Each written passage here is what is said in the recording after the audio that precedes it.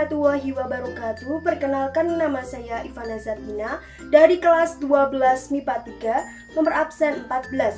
Pada kali ini saya akan menjelaskan tentang distribusi peluang kumulatif variabel acak.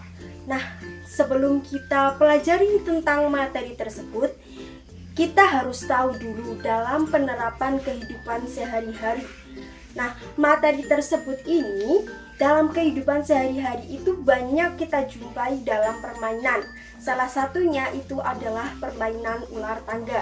Siapa sih yang belum pernah main permainan ular tangga ini? Nah, saya kasih tahu ya. Jadi permainan ular tangga ini itu biasanya ada 2 pemain atau lebih, minimal itu 2 pemain. Nah, 2 pemain ini biasanya itu melemparkan sebuah dadu. Nah, dadu itu berbentuk kubus. Nah, dadu ini berisi beberapa angka, yaitu dari mulai angka 1 sampai angka 6. Nah, cara mainnya itu misal ya, pemain si A itu main pertama itu dia melakukan sebuah pelemparan, yaitu pelemparan dadu. Misal nanti itu munculnya itu angka 3, maka dia akan melangkah dengan 3 langkah ya. Terus misal di nomor 3 ini atau di gambar ular tangganya ini, apabila di nomor 3 itu ada gambar tangga, itu maka dia akan naik, gitulah intinya permainan. Nah, selain pada ular tangga itu ada juga pada permainan pelemparan sebuah koin. Koin apa, Kak? Yaitu bisa koin 500-an itu. Nah, koin 500-an ini kan bentuknya lingkaran. Lingkaran itu ada yang depan, ada yang belakang. Nah, itu kan biasanya ada yang angka, yaitu angkanya itu 500. Kemudian yang belakang itu ada gambar, biasanya gambar Garuda. Nah, itu penerapan dalam kehidupan sehari-hari. Jadi kita itu harus tahu dulu dalam kehidupan sehari-hari, biar kita tahu kenapa sih kita harus belajar ini, apa sih manfaatnya dalam kehidupan sehari-hari ini. Jadi kita harus tahu manfaatnya supaya kita itu jadi semangat untuk belajar. Kalau kita nggak tahu manfaatnya, belajar supaya kita paham tapi nggak tahu penerapannya dalam kehidupan sehari-hari, itu kayak percuma aja gitu loh.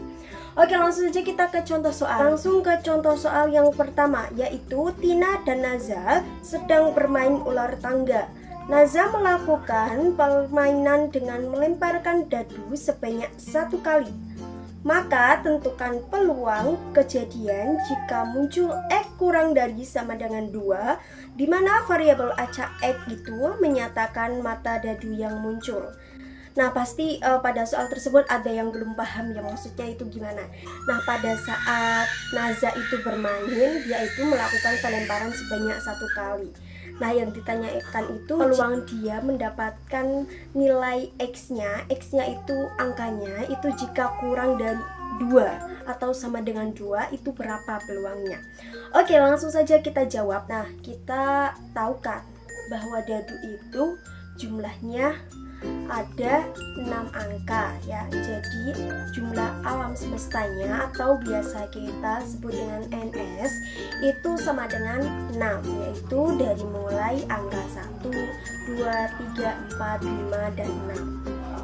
Nah, setelah kita tahu NS-nya, oh ya, aku mau ingetin ke kalian buat yang belum tahu tentang rumus peluang. Jadi peluang itu rumusnya PA sama dengan NA per NS ya.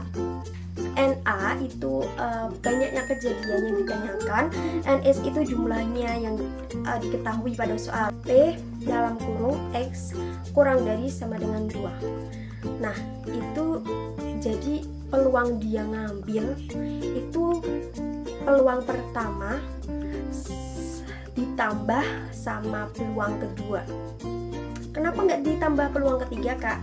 Ingat pada soal kurang dari sama dengan 2, jadinya kalau 3 berarti nggak masuk ya gitu. Nah, terus setelah itu P1-nya itu peluang kejadian pertama, yaitu 1 kali. Kenapa kok 1 kali? Karena dia itu melemparkannya hanya 1 kali. Kalau dia 2 kali pasti 2 gitu. Nah, yang pertama berarti 1 per 6. 6-nya itu dapat dari NS-nya tadi.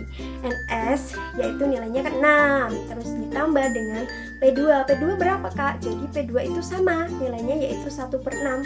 Kenapa nggak 2 per 6, Kak? Nah, kita itu harus bisa membayangkan gitu loh.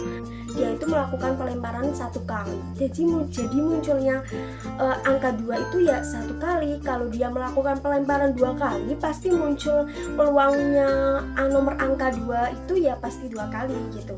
Jadinya itu P2-nya itu sama dengan P1, yaitu 1/6. Nah, kemudian 1/6 ditambah 1/6 sama dengan, ini kan penyebutnya udah sama ya, yaitu 6. Nah, 6, jadi langsung aja kita yang di atas atau pembilangnya itu langsung kita jumlahkan. Jadi 1 ditambah 1 itu kan 2 ya. Terus per 6, ingat ya per 6 bukan per 12. Jadi karena penyebutnya udah sama, jadi nggak perlu kita ditambah lagi gitu. Jadi hasilnya itu adalah 2/6. Sederhanakan lagi, yaitu menjadi 1/3. Kok bisa Kak? Bisa.